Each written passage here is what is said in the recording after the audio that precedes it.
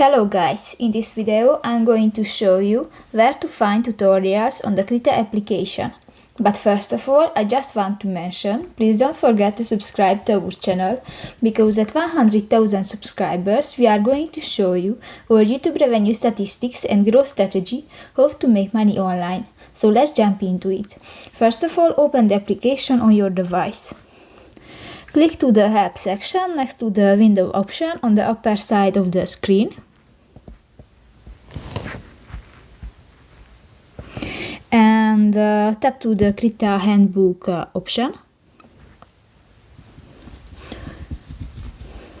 Find to the Tutorials and How Tools section.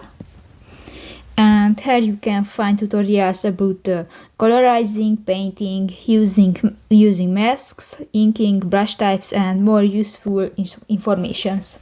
So that's pretty much it for this video, guys. See you in the next one. Bye bye.